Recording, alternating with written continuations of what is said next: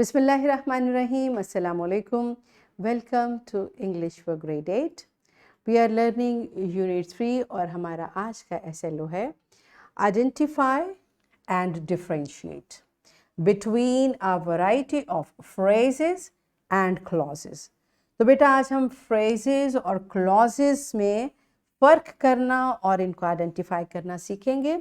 इससे पहले ग्रेड 7 में आप already identify and differentiate between sentences, clauses and phrase already सीख चुके हैं। So my children are familiar with it. इसको हम मज़ीद आज प्रैक्टिस करेंगे। Let's start with the name of Allah सुब्हानहू व तआला।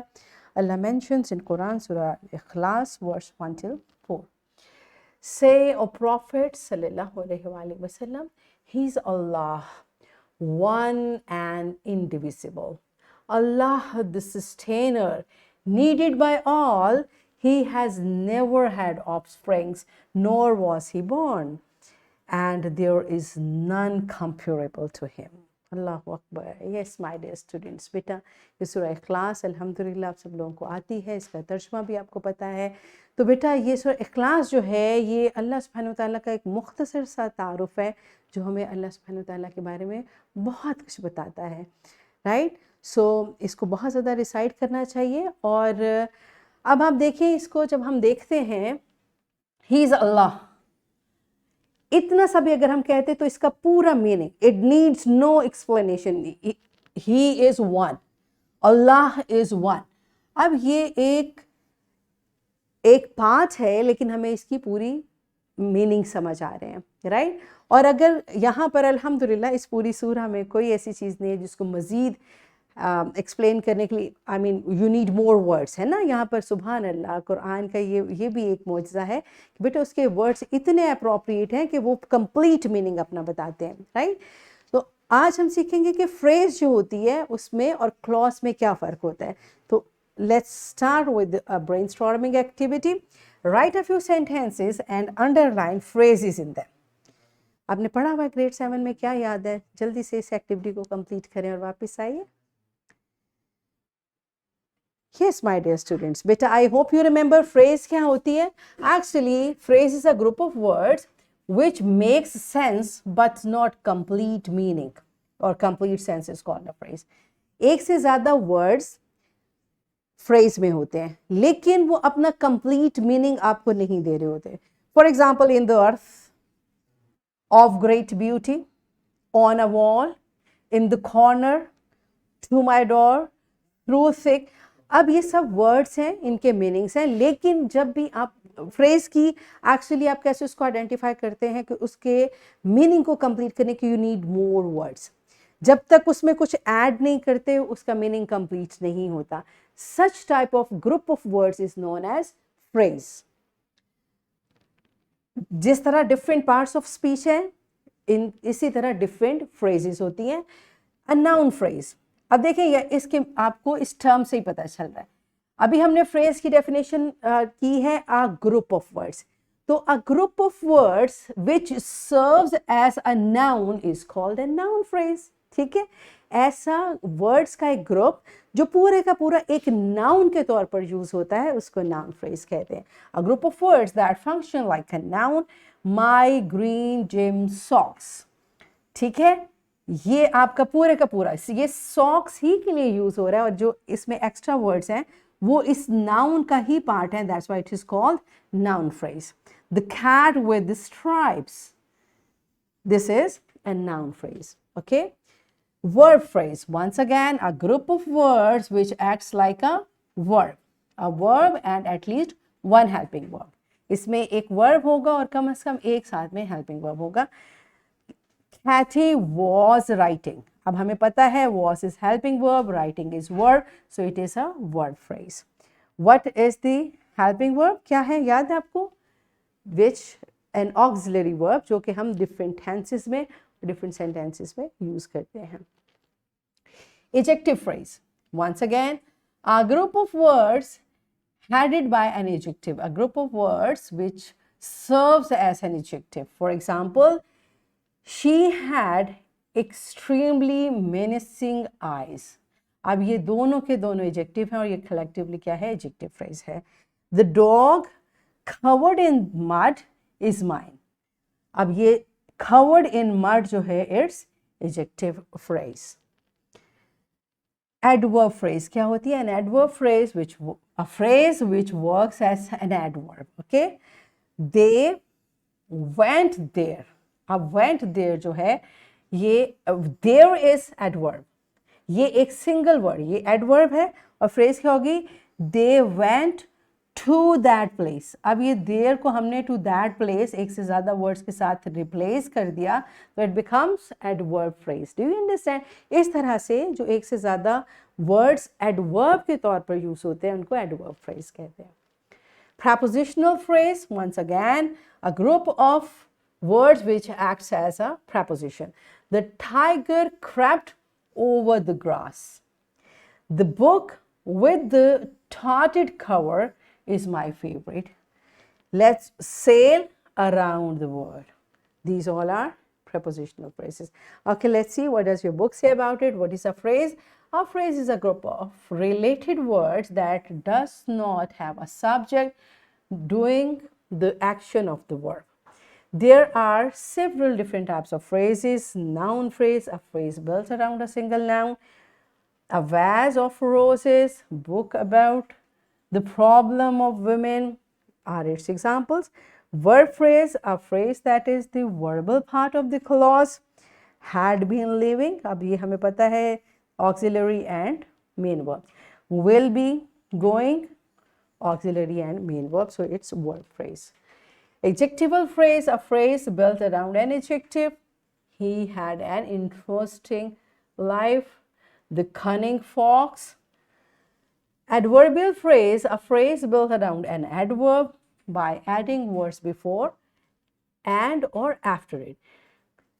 क्या मतलब हुआ बेटा? एडवर्ब से पहले या बाद में कोई वर्ड्स ऐड हो जाते हैं तो वो पूरी एडवर्बियल फ्रेज बन जाती है। The economy recovered very slowly, so slowly is adverb, very is adding to it and it becomes adverb phrase. They wanted to leave the country as fast as possible. Prepositional phrase, a phrase where a preposition comes before the noun. She got a prize for the best story. The dog was hiding under the kitchen table. These are the prepositional phrases. Now comes clause. अभी तक हमने phrase के बारे में पढ़ा. Phrase क्या है? A group of words which does not give its complete sense. Though it has sense, but it does not have complete sense. Clause क्या है? A group of words that includes a subject and a verb and forms a sense or part of sense. For example, I will call you. Is it making a sense? Yes. When I reach home. Is it making a sense? Yes. So these are clauses. But I will call you is independent clause because अब इसमें हर चीज जो है वो आपको complete है. When I reach home is a dependent clause, though it's giving complete sense when I reach home, but it needs more words, so it is dependent clause. So dependent clause needs an independent clause, but independent clause does not need a dependent clause. Do you understand? इसका मतलब क्या है बेटा?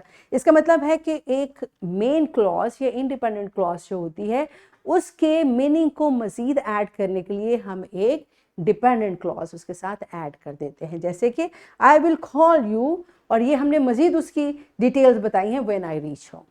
Okay, so जो compound sentences होते हैं, compound sentence is a sentence that consist of two or more independent clauses. अगर एक सेंटेंस में दो या दो से ज्यादा इंडिपेंडेंट क्लॉजेस, अब देखें, look at this. I wanted to go to the movies but I could not find a ride. अब ये दो क्लॉजेस हैं जो कि both are independent clauses. That's why this is a compound sentence. She enjoys reading books and he prefers watching movies. She enjoys reading books. Does it need any more explanation? No. ये क्या है? Independent clause. He prefers watching movies. ये भी एक. तो इसका मतलब है, in short, दो इंडिपेंडेंट क्लॉसेस को जोड़कर हम एक कंपाउंड सेंटेंस बना देते।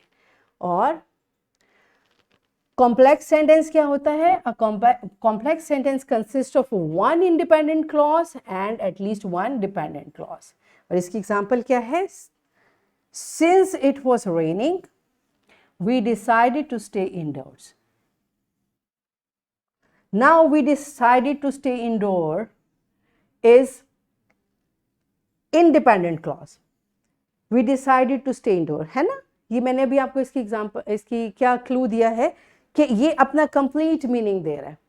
Since it was raining, इसी की एक्सप्लेनेशन है, इसी की एडिशन है, तो it is dependent clause. Do you understand? तो इसका मतलब है कि हमारी क्लॉसेस जो हैं वो दो तरह की हो सकती हैं, डिपेंडेंट भी हो सकती है और इंडिपेंडेंट भी हो सकती है। So we are done with clauses and phrases. अब आपकी बुक को देखते हैं। A clause is a group of word that includes a subject and a verb to form a simple sentence or only part of a sentence.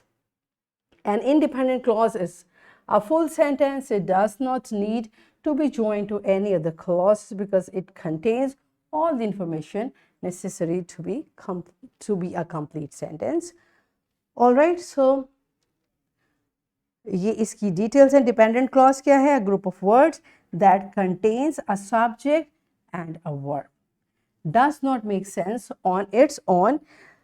इसको इस तरह से कहना ज़्यादा बेहतर होगा कि बेटा ये it needs more words to be explained. Okay, क्योंकि अगर हम कहेंगे it does not make any sense, it becomes a phrase. But a dependent clause needs more words or a main clause to complete its sense. Okay, so let's practice it through an activity. Work in pairs and read the sentences from the lesson. अपने lesson में से आपने sentences पढ़ने हैं. Determine whether each underlined portion is a phrase or a clause. जो आपने अभी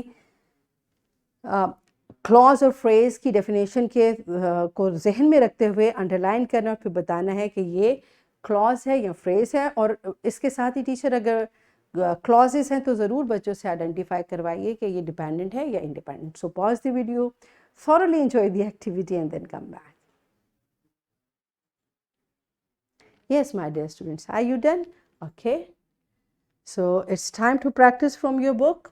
ये आपने क्वेश्चन बी, सी और डी आपकी बुक में ये मौजूद हैं। इनको जल्दी से कंप्लीट करें और वापस आइए। हाँ जी, done. All right. So it's a time for your homework.